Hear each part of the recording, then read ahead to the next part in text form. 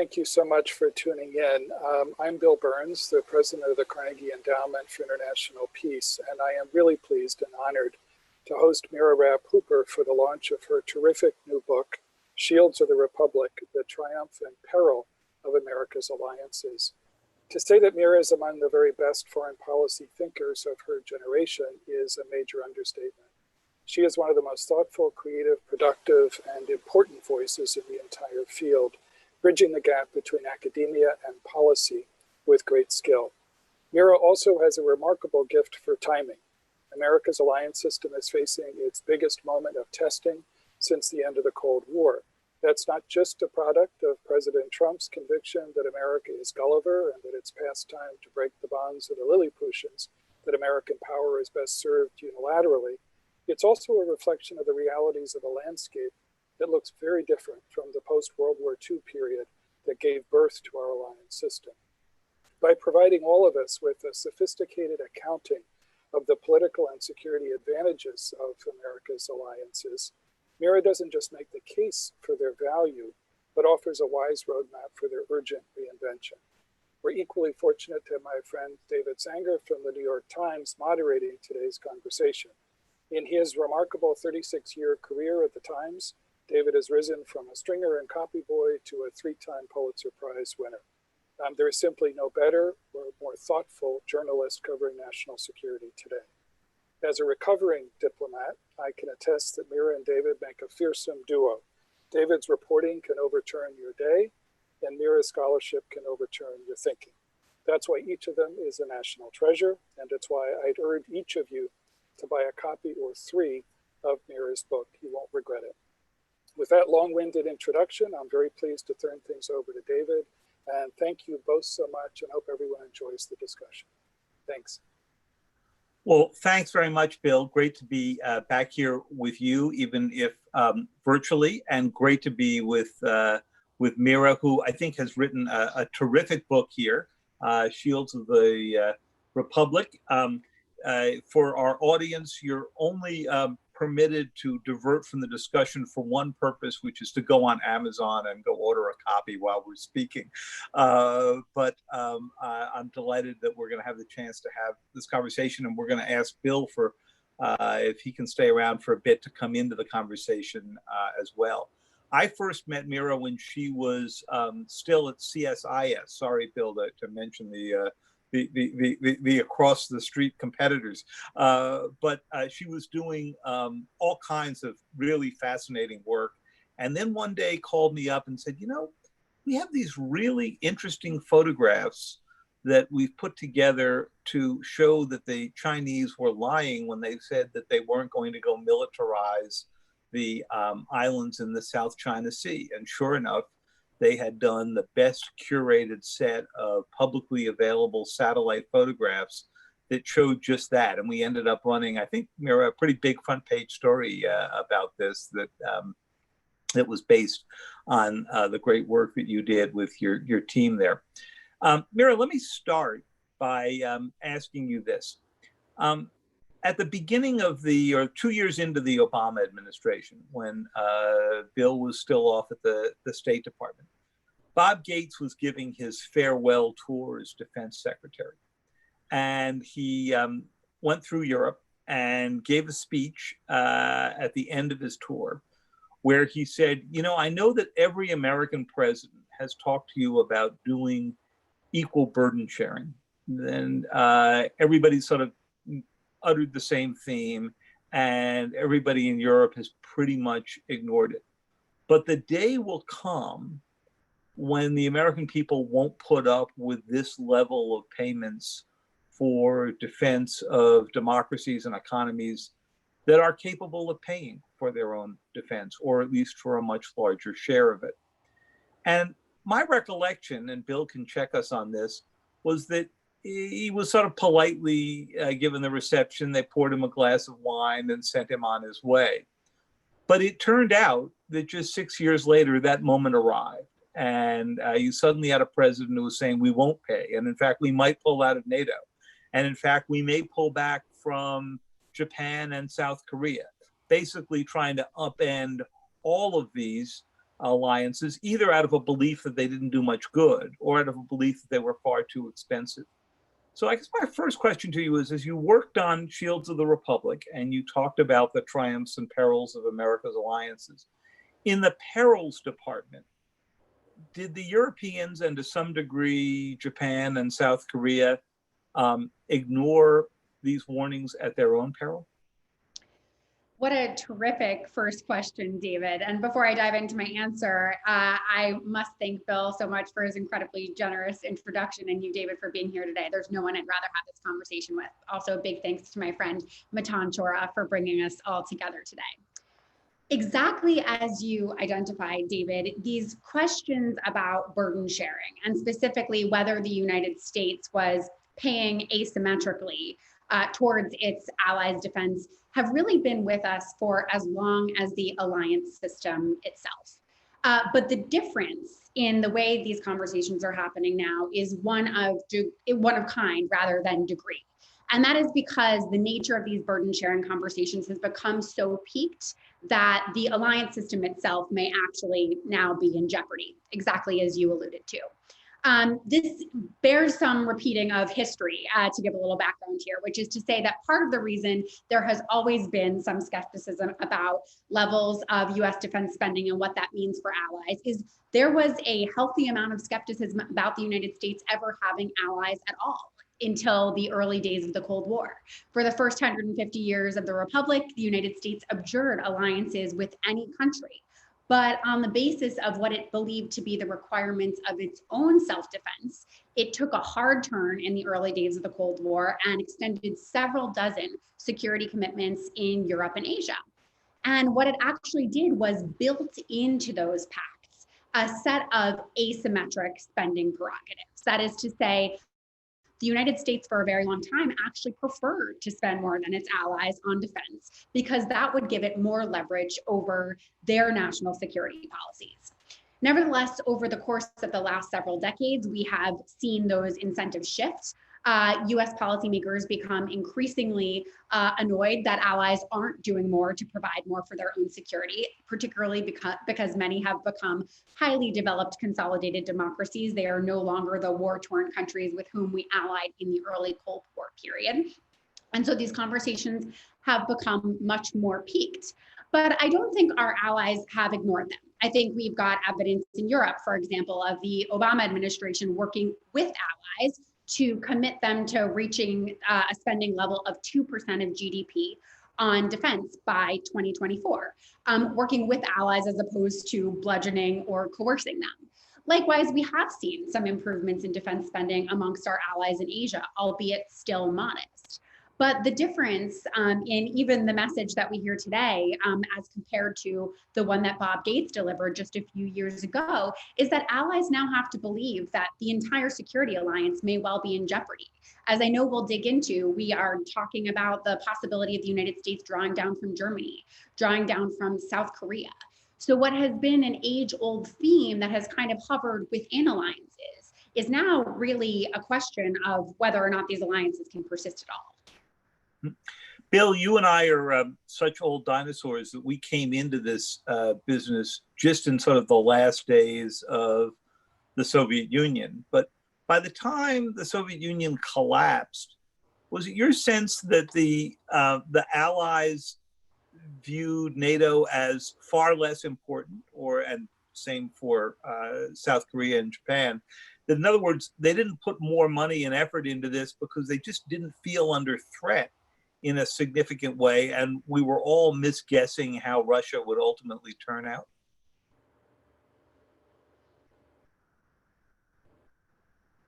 You may be on mute, Bill.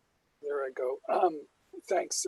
No, I think in the 90s, there was a kind of complacency on several levels among some European allies who didn't feel the same level of threat.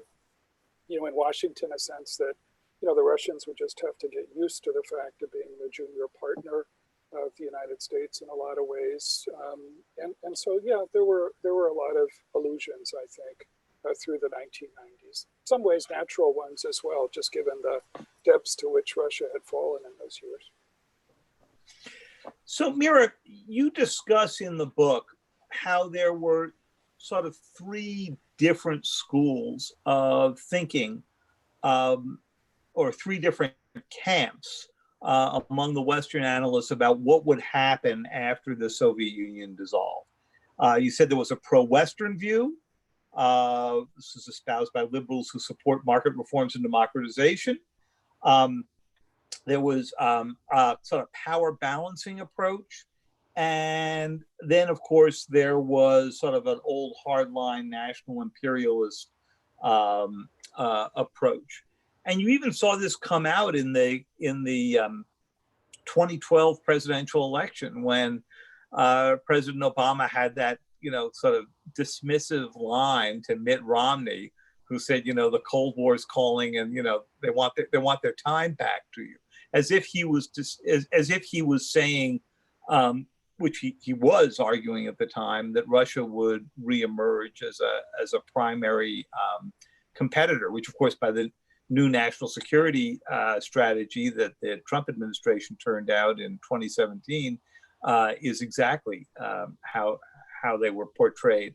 What was going on here from the work you did that sort of led these three groups to sort of compete with each other, and how did that debate end up? Well, David, it's a really important question, and it's really an alliance counterfactual that's worth surfacing. That is to say, there is a strong stream both in academia and more skeptical policy circles that basically argues that the United States' efforts to enlarge NATO at the end of the Cold War and in the years subsequently really contributed to and maybe even provoked Russian revanchism by the time we hit the 21st century. That, in the words of one scholar, NATO enlargement was the taproot of Russian revanchism. I don't find support for this in the work that I did on this period for a couple of reasons.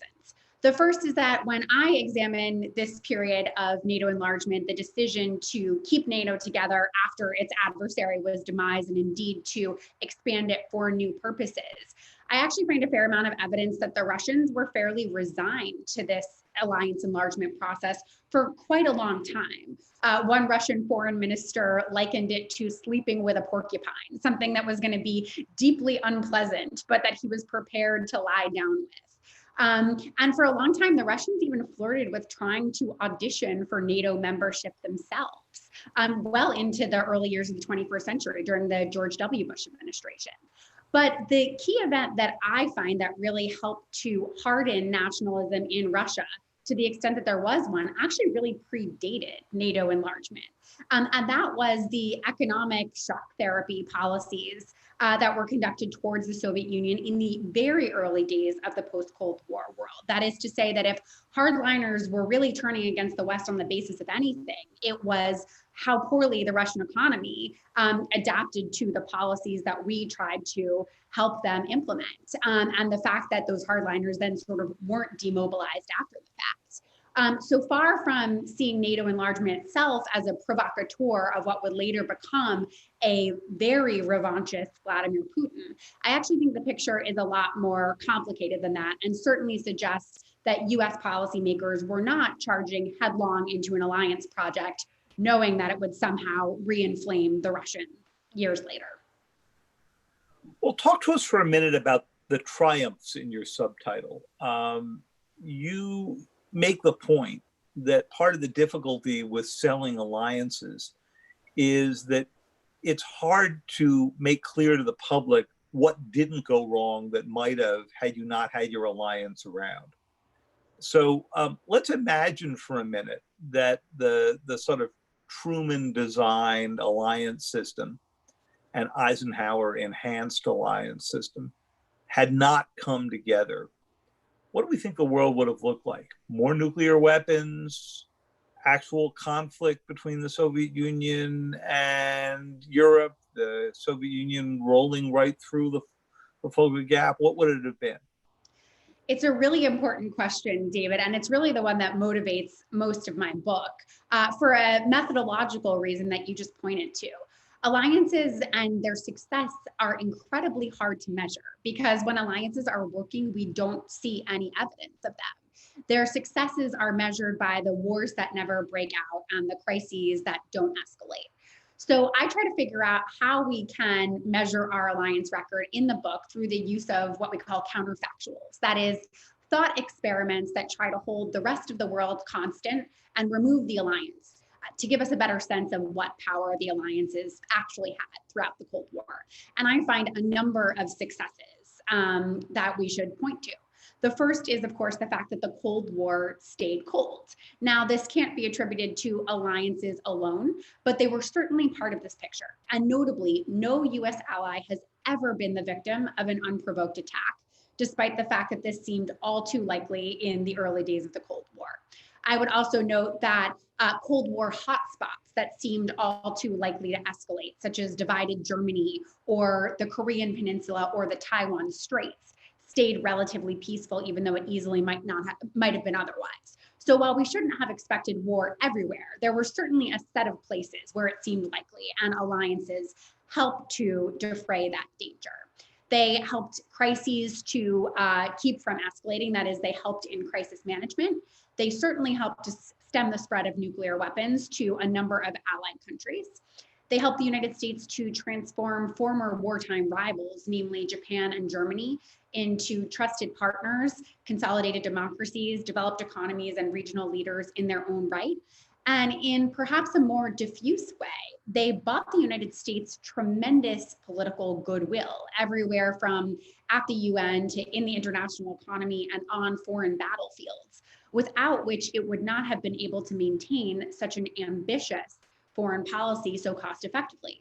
So basically, without alliances, it seems very clear that the United States would have faced a more dangerous world and one that would have significantly redounded less to its interests. Bill, you spent a lot of your time as America's fireman, making sure that those alliances actually did keep some of these potential outbreaks from turning into something bigger. Any thoughts or memories about a moment where the alliance system actually did help put something down? May well have been in the Balkans, but maybe other places as well, that most Americans didn't realize or attribute at the time to the alliance system. I think the Balkans is a good example, David, in the sense that our European allies had an obvious stake in dealing with some serious threats to security and stability in the Balkans. And I think, we managed to multiply our influence by working with NATO partners to help stabilize the situation in ways that, at the time at least, seemed like they'd be very difficult to accomplish. So I think that's one really good example. Okay. So Mira, let's go back to some of the perils that you discussed here. So you make the point in the book that unwittingly our system has created some vulnerabilities that you later saw the Russians and the Chinese exploit as they try to go reestablish themselves. And I'm wondering whether you think that the alliance system failed to respond swiftly enough to each of those. I'm going to ask the same question about the rise of new technologies in a bit, but let's turn to this one first. Great. Well, I do think the alliance system has thus far failed to respond, and there's a few reasons for that. But it's worth noting that the central reason that our alliances are not currently equipped to respond to the types of threats that we're talking about is because they were preserved and redesigned for an immediate post-Cold War world. And we have now passed out of that world, which creates the charge to repurpose them for the 21st century. We've just been discussing the period of NATO enlargement in which, the alliance systems had outlasted the Soviet Union, the adversary they were designed to defend against. And although they were, I think, wisely salvaged for this post-Cold War world, neither Russia nor China was at the time really on the horizon as a key American rival in Europe or Asia. Quite to the contrary, these seemed like relatively benign security environments. So these systems were repurposed for a far more benign looking world. But both of these rivals really did not forget about the power that America's alliance system had had throughout the Cold War, and quite to the contrary. They actually devised strategies of their own that were intended to break and unravel these alliances to reduce their power. In both the Russian and the Chinese case, by the relatively early 21st century, we saw strategies in the military domain that aimed to break America's alliances and show the United States could no longer be a credible security guarantor. That is Russia's efforts to show that it could seize a piece of territory on NATO's eastern flank, perhaps in the Baltic states, and China's use of missile technology to raise the cost to the United States of ever intervening in a conflict in the Western Pacific. But both Moscow and Beijing have also devised far more subtle strategies that don't require them to use military force at all. We can think of Russia's use of election interference in Europe or the United States, or China's island building campaign in the South China Sea. Efforts that advance their aims, that can reduce alliance cohesion, but that don't ever trigger defense pacts whatsoever. So over the course of their more recent strategies, these rivals have really adapted to the strength of America's alliances and changed their own strategies accordingly. And the United States itself has not yet moved to meet them. Now, I think there are a few reasons for this. Indeed, in the early 21st century, the United States was pretty distracted in its own foreign policy with wars in the Middle East, which of course it has been relatively winding down. I think it was also difficult to see that Russia's resurgence and revanchism and China's rise were really taking on the harder edges that they eventually did. That is to say, it was easy enough around the 2008 or 2009 period to write off specific things like Russia's invasion of Georgia or China's increasing assertiveness in the maritime domain as one-off incidents that might not become part of a broader strategy. But nevertheless, I think it was increasingly clear in the last few years, certainly, that these were really parts of strategies for both countries that would be with us for a very long time to come. That is to say that alliances were now firmly in the crosshairs of both of these countries that Washington has deemed rivals. And while China is the only real great power competitor to the United States going forward, Russia can do a lot of damage even in its state of decline. So the charge is now on the United States and its allies to figure out how to respond accordingly. Hey, drill down a little deeper on the technology side of that. You mentioned the Russian interference in the election. We're now seeing the Chinese grow much more active in the cyber arena, not just in what they spent years doing, which was stealing industrial secrets and that kind of thing, but actively using at home and abroad everything from facial recognition to disinformation and so forth. And they've gotten much more active in the past few years.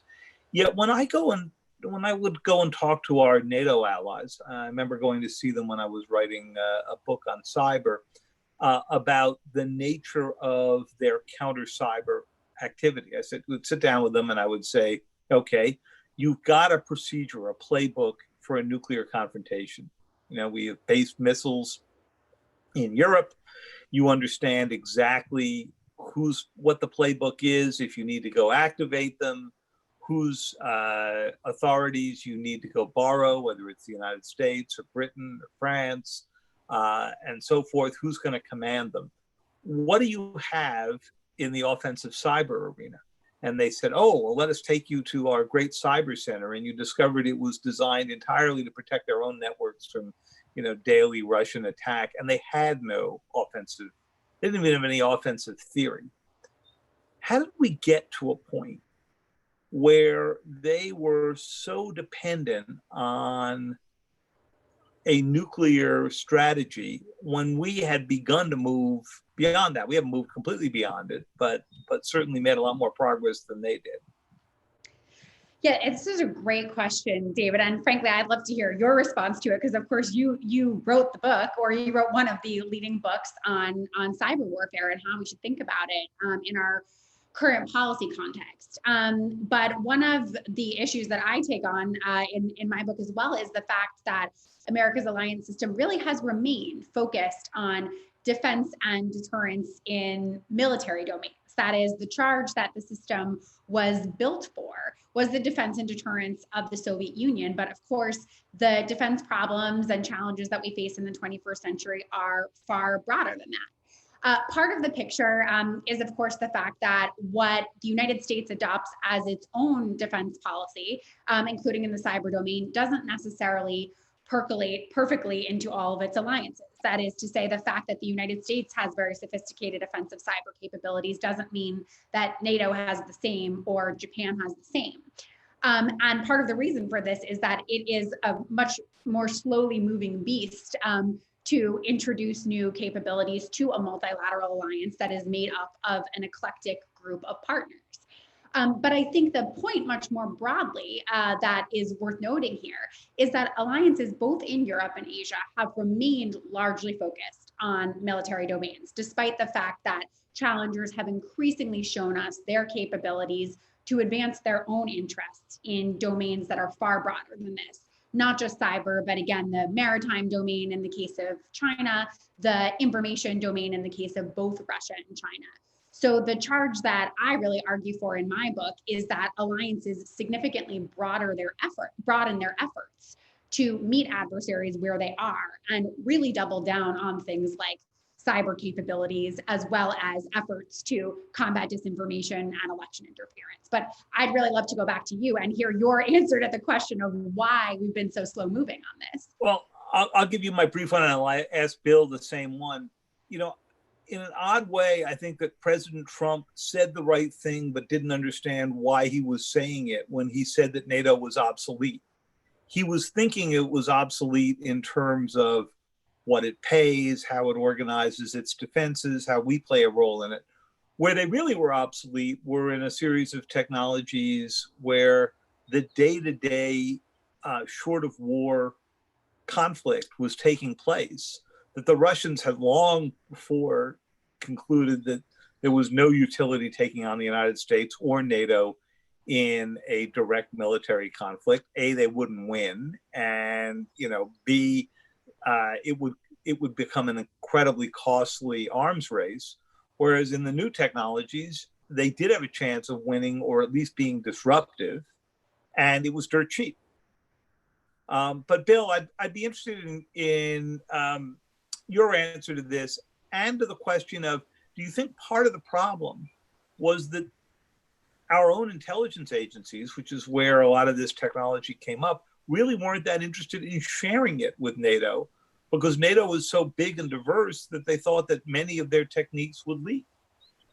I think that was a part of the problem, David. But I think your main question cuts right to the core of the value of Mira's book, and that is that I think you're right in the sense of what President Trump said about NATO being outdated in some ways. The problem is that he says that born of a conviction that alliances are really hindrances, whereas the reality, as Mira argues eloquently in her book, is that our alliances need to be reinvented. They need to be updated to fit the realities of 2020 and beyond. And that's what I think, we just haven't moved as quickly toward as we should have, which is why I think Mira's book is really valuable right now. It's that reinvention.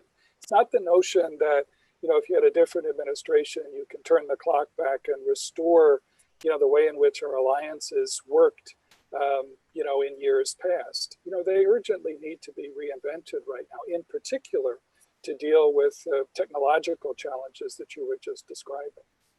I think that the biggest concern that I have is not simply that we've strained the alliances with these threats of leaving and, pulling back on funding and so forth. It's that we have lost 4 years in which we could have actually been updating them for this new age of short of war conflict. And we haven't done that because we spent the entire debate arguing about whether they're meeting their 2%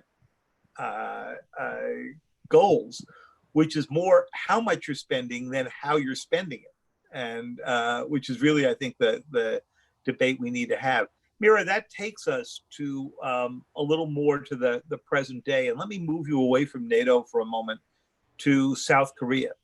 So the first time I ever interviewed Donald Trump, he said to me, I don't understand why it is that we're paying to defend countries that we have trade deficits with, which, is a little bit stunning to dinosaurs like me and Bill, because we always sort of put the trade issue and the question of what you're spending on mutual defenses in different baskets.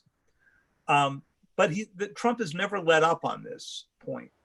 And I'm wondering whether you think now that no matter what happens in November, that discussion has permanently changed the nature of our alliances, particularly with South Korea, where the president was asking for a 5-fold increase. Yeah, it's an essential question, David. I think, as we've been discussing, the burden sharing fixation these last few years really has been a difference in kind, not of degree. And I do think it will be hard to put the genie back in the bottle. This issue will be with us for a long time to come. And to some degree, that's okay. That is to say, if under different leadership, we could have these conversations within our alliances and, for example, help our allies to figure out how to spend more efficiently with the dollars that they are spending, exactly as you just suggested. These would be perfectly productive conversations of the type that we've been able to have with allies for decades. But the concern, of course, with what we're dealing with South Korea right now is that we could end up in far worse shape than that.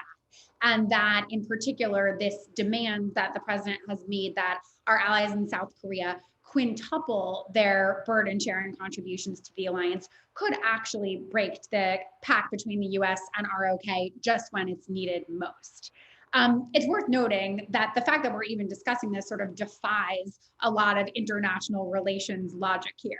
And what I mean by that is the fact that we're talking about the alliance with South Korea being at risk at a moment where North Korea has become ever so much more dangerous, exactly as you documented in a wonderful New York Times story last week, David. That is the fact that North Korea has just in the last few years perfected an intercontinental ballistic missile, meaning it could deliver nuclear weapons to the United States, and has continued to build out its nuclear arsenal under the cover of what has been a fairly empty set of diplomatic efforts. Under these circumstances, we would normally think that the US-South Korea alliance would be pulling closely together. But instead, the United States has made demands of its South Korean allies that it quintuple its contributions to the alliance spending, despite the fact that South Korea is already one of the cheapest places on earth to base American troops. And it's a demand that Seoul certainly can't meet. So that raises a question of why put the price tag so high? What is the motivation? Now, one case could be made that by putting the sticker price so high, we encourage our South Korean allies to get halfway there, and that would still be much better in the eyes of the administration. However, Seoul has offered up quite a bit more by way of contribution, and they've been turned down. A second explanation would be that there's some kind of demonstration effect, that by shaking down the South Koreans, maybe we'll also get the Germans and the Japanese to spend more towards their own defense without having to engage in the same level of coercion. But of course, we've seen a similar set of issues being raised in Germany just in the last few weeks. So that suggests to me that South Korea matters as its own case. The final explanation, and the one that sort of sticks with me, is the idea that maybe this is pretextual, that in fact there is not the expectation that Seoul is going to be able to meet this quintupling request. And therefore, this becomes a reason to draw down American troops from the Korean Peninsula, just at the moment that defense and deterrence is needed the most against North Korea. My fear is that we could be very well in this third bucket, and that we could see a willful dismantling of part of this alliance system, which has served the United States so well at the moment where the case for it couldn't be clearer. Well, before we go to the audience questions, Bill, let me ask you and Mira the same thing, but we'll start with you, Bill. So one of the oddities we have seen in the way the bureaucracy has dealt, particularly with Russia, but to some degree in Asia as well, but focus this question on Russia, is that you have a State Department that sounds a lot like past State Departments in condemning the Russians for this activity or that. The US military that's intercepting Russian jets off of the Alaska coast and helping the Europeans do the same around Europe. And yet, just a week ago, we saw the president invite President Putin to come to the G7 when it's supposed to be held in Washington in September, without mentioning the prerequisite, the reason that they were thrown out of the G8, which was Crimea and the annexation. And then he goes ahead, or is rumored to have gone ahead, as Mira just suggested, to announce a reduction of 9,500 troops in Germany, which you would think was a bit of a gift to Putin. So how would you explain this disconnect between what seems to be pretty standard Bill Burns-like Russia policy at the State Department and Defense Department, unless I'm missing something, and a completely different tone from the president? Well, I think it's about the president's worldview. I think he has a bad case, a well-developed case of autocrat envy. The notion that, that you can ingratiate yourself with someone like Vladimir Putin and that that's the way you do business in the world. And I don't believe that's the way you do business with Vladimir Putin's Russia. You need a firm, consistent message, not just out of Washington, but which is coordinated with allies, which preserves space for guardrails in the U.S.-Russian relationship, which is why I think it's crazy that we don't seem to be pursuing more actively the idea of extending the New START agreement, which regulates and monitors our strategic nuclear arsenals. So it's the incoherence, the inconsistency in messages that come out of Washington that create fertile territory for someone like Putin, who is, as Mira points out in the book, the president of a declining power, but is a pretty adept counterpuncher, and he will continue to take advantage of this. Bill, while we have you on this, and before you have to disappear, it's interesting you have not heard very much from Vice President Biden on this topic of alliances since it's become clear that he would be the nominee. In the few months it's become clear. Now, we've got a lot of other things going on, a modest pandemic, civil unrest for all of the most compelling reasons after remarkable police brutality and shootings, a lot of concern about the future of the domestic economy.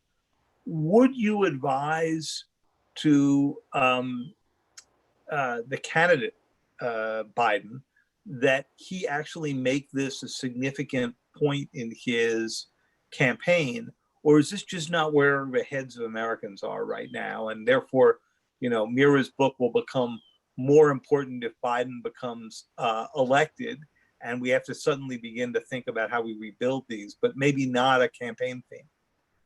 I mean, I think he already has been very clear about this, and his entire professional life, in a way, reinforces that message and makes that case. That, again, as Mira points out really elegantly in the book, this is not a case of restoration of alliances. It really is the challenge of reinventing them in a world in which the United States is no longer the only big kid on the geopolitical block. That makes alliances, partnerships, coalitions on the international landscape even more important in a way than the era in which we were the singular dominant player after the Cold War. And that's what makes Mira's book, I think, so timely. David, if I could chime in just with Sure. One quick addition to Bill here.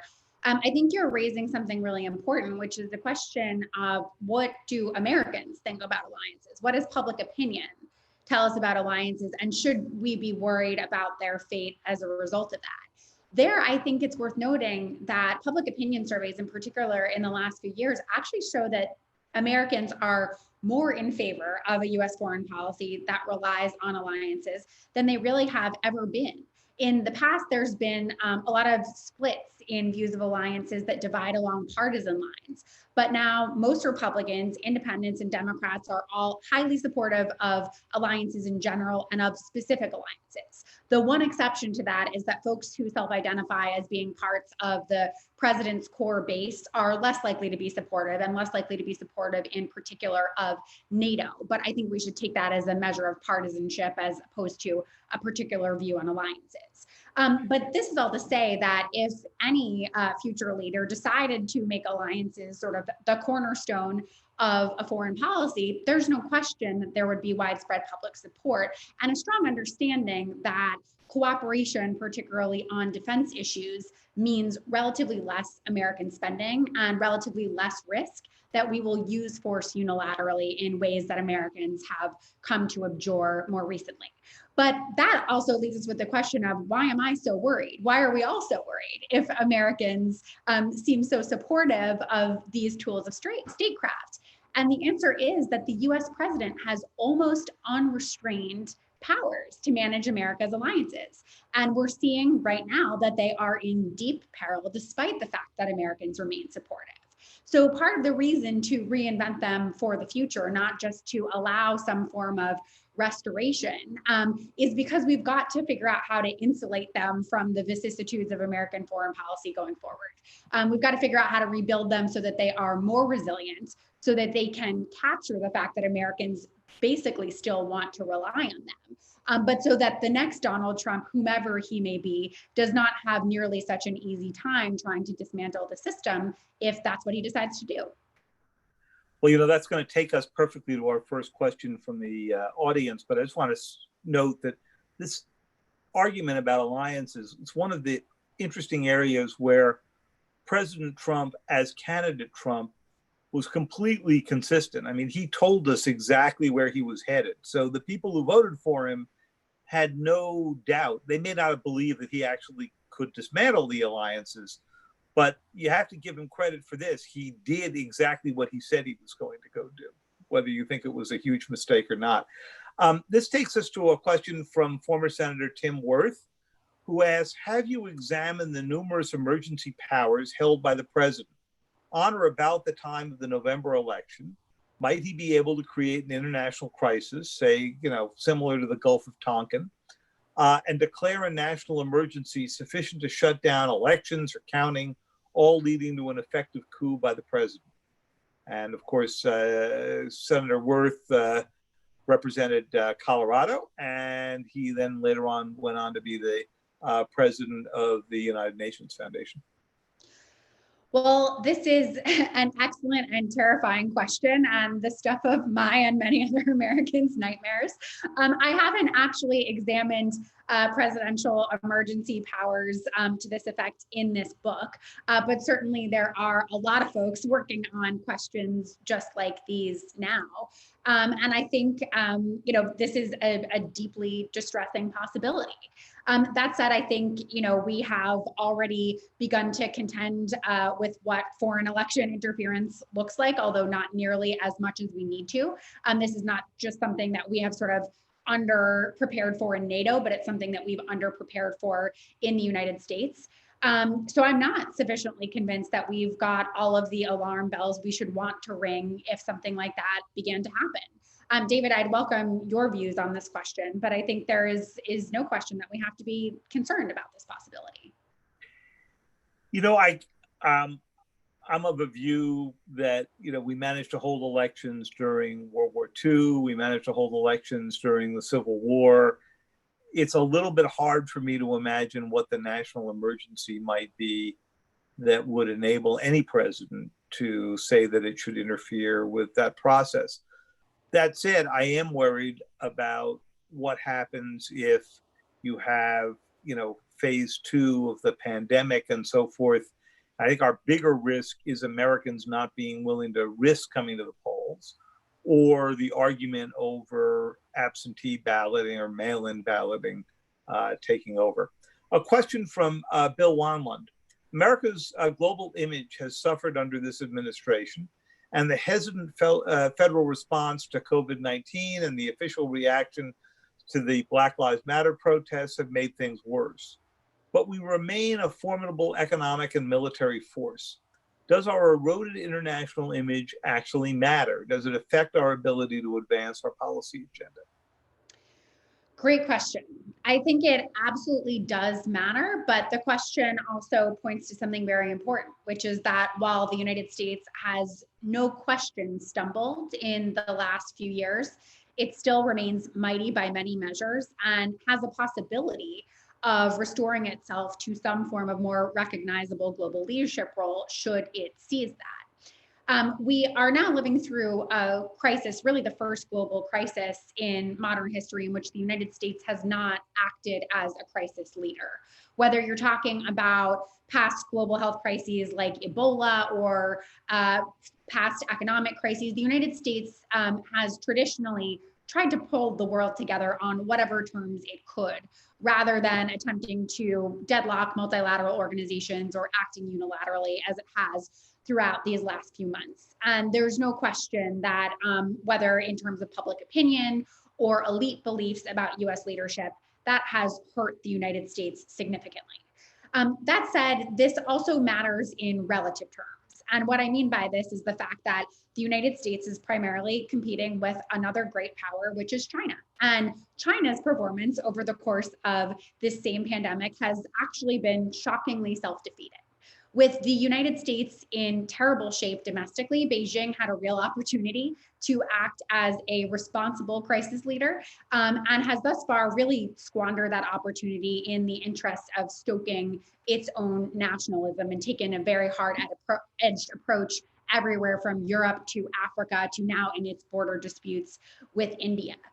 So part of what this tells us is there really isn't anyone out there who is yet prepared or able to replace the United States as a crisis leader in the world's hour of need, which makes me at least modestly hopeful that under new leadership, the United States could restore itself to a place that constituted a much more responsible version of leadership and would still allow it to advance its policy interest.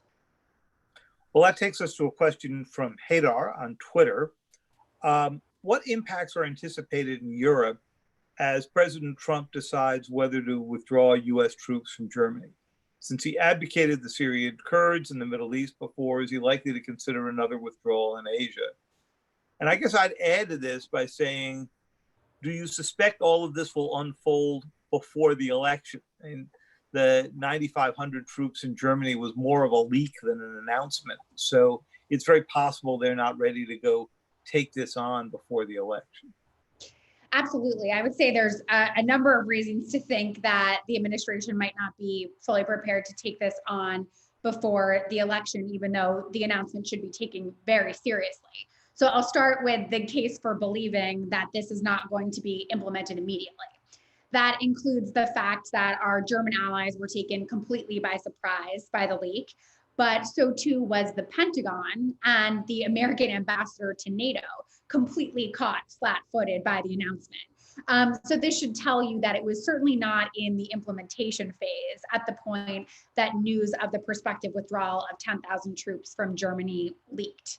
That said, if it does proceed, I think it's likely to be quite self-defeating. As David and Bill have already alluded to, the true presence in Germany is not there primarily as a philanthropic act to Germany, but rather because Germany is really the hub of a lot of US global military operations. It hosts European Command, Africa Command, major military hospitals, and training facilities.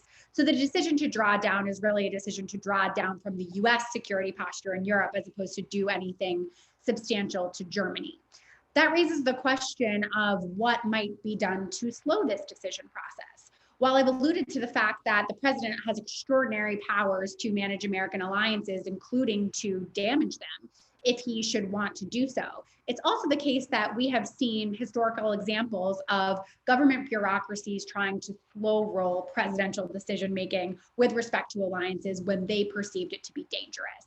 In the case of South Korea in the late 1970s, Jimmy Carter tried to withdraw American troops, but a consortium of folks in the Pentagon and the intelligence community and on Capitol Hill basically convinced him that the threat from North Korea was much worse than he had acknowledged and made the process of that withdrawal too thorny for him to want to navigate. So ultimately he gave up. I think today we would call that the deep state. I think we would. I don't like to use that term. But the point here is that particularly since the Pentagon was not on board with this decision at the outset, and presumably continues to see a case for this American security presence in Europe, it wouldn't surprise me if the bureaucracy found ways to try to slow this decision down. And even though they can't prevent President Trump from taking this action if he's ultimately determined to do so, they could well make sure that it doesn't happen before November. Okay. We've got a related question here from Rakesh Sood on YouTube.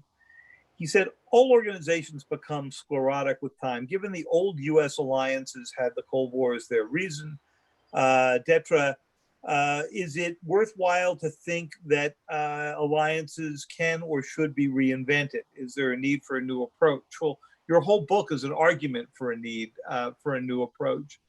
But the fundamental question of whether this is an organization capable of being reinvented is a really interesting one, because I think given all of the other demands on government attention around the world, particularly in Europe, whether it is the virus or whether it is an economic downturn that may well hit Europe worse than it hits the United States, even keeping 2% happening is going to be a big fight, much less thinking reinvention.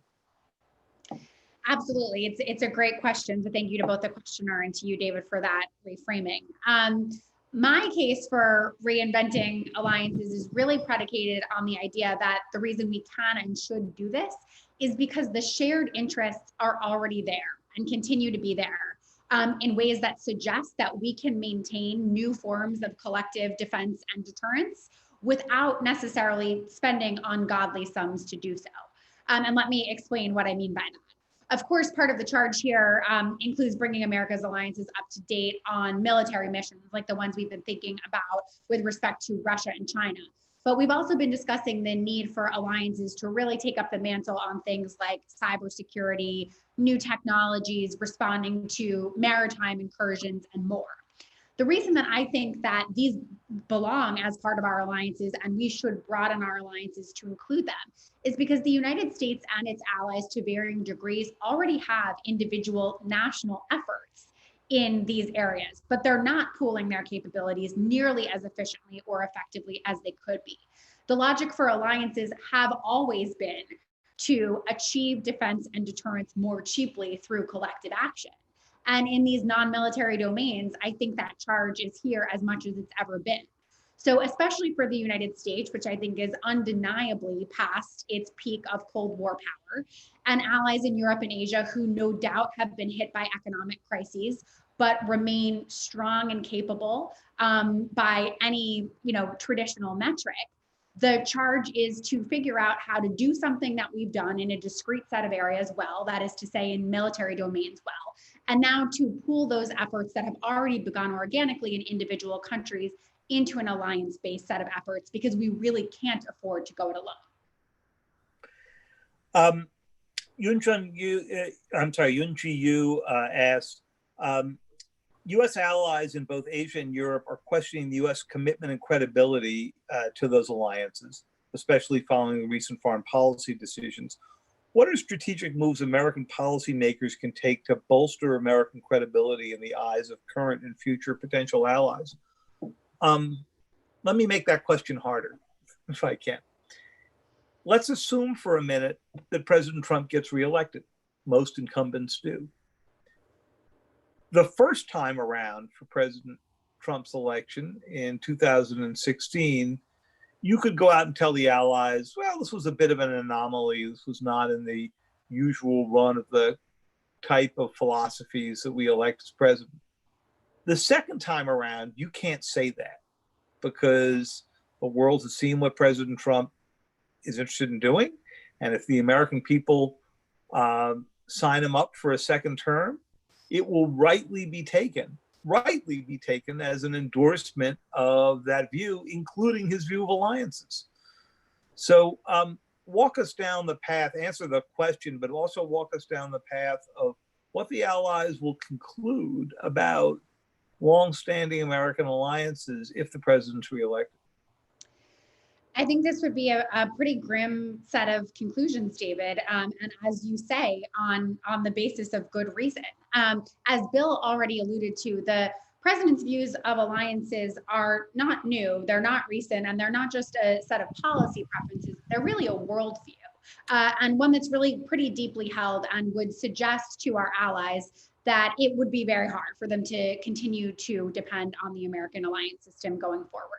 whether we're talking about spending shakedowns or the fact of President Trump really thinking of national security in homeland terms, or his tendency to embrace adversaries and deny shared threats. This worldview really kind of cuts to the core of the American alliance system.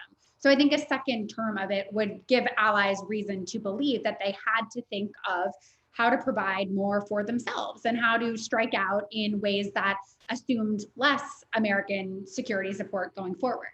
Now, what might this look like? I think it's unlikely that we would see any particular treaty alliance called to a conclusion. They wouldn't be withdrawn, but I think we would start to see NATO allies, allies in Asia, investing in independent defense capabilities and strategies that assumed that they could not necessarily depend on the United States for their own defense. And of course, these moves would be troubling and worrisome for the United States because that would make it much harder to cooperate with those allies down the road if we ever decided to do so. So I do think we'll see a lot more by way of moves towards complete autonomy in ways that would make it more difficult for Washington to re-engage down the road.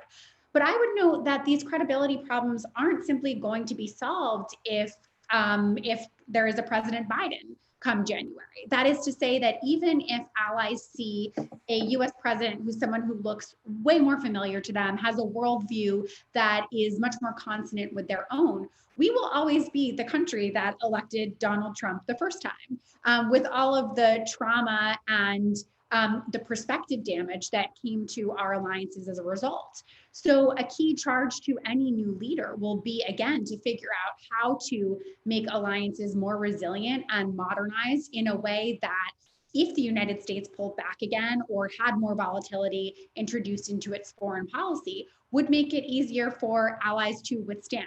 Credibility is sort of judged over the life of a security guarantor. It can't be broken up into 4-year bite-sized chunks.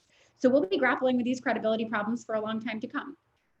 You know, I think you raise a really interesting question. It's the one I was thinking of the most at the end of reading your terrific book, which I'm going to remind, since we're coming down in time, our group of viewers here and participants to go out and read, which was, if I was if I was running an American ally, and even if President Trump was not reelected, I think what I would do is probably organize a group of advisors and say, the very fact that the American system hired somebody with Donald Trump's worldview tells you that could happen again. And you might have a Biden interlude for the next 4 years. That could result in a snapback to somebody who shares President Trump's worldview. In fact, the way the presidency changes hands between parties and the fact that the Republican Party right now seems to be pretty much identified around President Trump's worldview would suggest to you that that is a more than 50% likelihood if you went out 4 years or 8 years down the line. And so I'm not sure I wouldn't go invest in that independent capability anyway. Maybe even an independent nuclear capability, certainly an independent cyber capability. And I'm not sure there's anything the United States could do to stop that.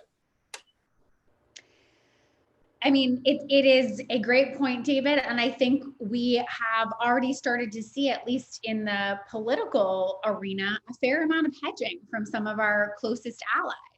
The Philippines, a good example. Yeah. The Philippines, a good example, just walked back from a promise to eject American troops from the Philippines. Even allies in Asia that have been more stalwart, Japan, for example, courting better relations with Beijing because it has been so worried about getting trapped in a standoff between Beijing and Washington. So that hedging is already occurring, and some amount of this search for autonomy may be inevitable going forward. But I would note that I don't think any decisions that are so ultimately critical to shared defense and deterrence interests have yet been made. That again, the pandemic itself has shown that there isn't someone, certainly not China, capable of stepping up and replacing the United States. And the case for thinking of defense and deterrence in collective terms still ultimately remains strong. So while these instincts towards autonomy may very well be with us for a while to come, they've in some ways always been there. Alliance management has always been a messy business. At the height of the Cold War, we had to manage a crisis in NATO around the advent of Soviet nuclear parity that seemed like it could break the alliance. So the question here is not whether we've got some thorny issues to deal with. There's no question that we have our fair share. It's whether we are going to reinvest in and reinvent a strategy that has worked so remarkably well for us, or whether we're going to let it wither on the vine at the time that I think we need it the very most. Well, thanks, Mary. This has been a great conversation. A reminder to everybody, that's the book. It's great reading. Mira not only turned out her book quickly, but she managed to do it while actually turning out a child as well. I can't imagine doing both of those things simultaneously, but somehow you managed to go do that.